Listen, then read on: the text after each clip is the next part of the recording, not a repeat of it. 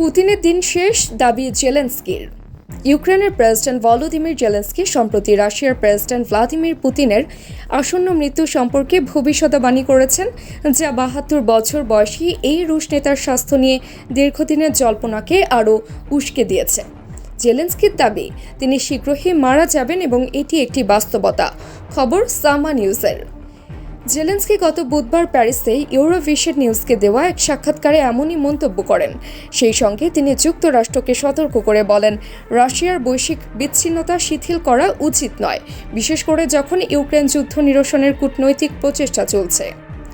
তিনি খুব শিগগিরই মারা যাবেন, এটি একটি বাস্তবতা এবং সবকিছু শেষ হয়ে যাবে।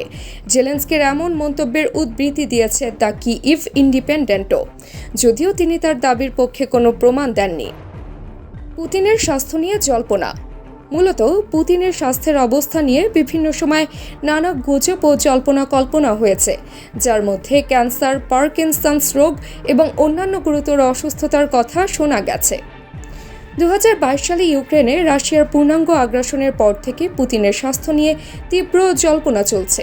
তবে রাশিয়ার সরকার এ ধরনের দাবিগুলোকে ভিত্তিহীন বলে অস্বীকার করেছে।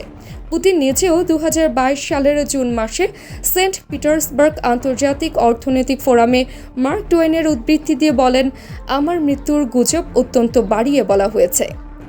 ব্রিটেনের প্রতিরক্ষা প্রধান অ্যাডমিরাল টনি রাডাকিন ২০২২ সালের জুলাই মাসে পুতিনের স্বাস্থ্যের অবনতির গুজবকে ইচ্ছাপূর্ণ চিন্তা বলে অভিহিত করেছেন। তার মতে রাশিয়ার নেতৃত্ব স্থিতিশীল। মূলত গত বছরের অক্টোবরে পুতিনের হাতে ইন্ট্রাভেনাস ইনজেকশনের চিহ্ন দেখা গিয়েছিল, যা তার ক্যান্সারের চিকিৎসা সম্পর্কিত নতুন গুজবের জন্ম দেয়।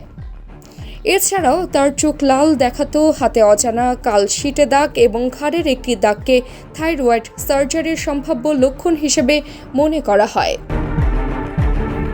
কিন্তু প্রতিবেদনে বিশেষ করে একটি মার্কিন গোয়েন্দা তথ্য ফাঁসে দাবি করা হয়েছিল যে পুতিন কেমোথেরাপি নিচ্ছেন।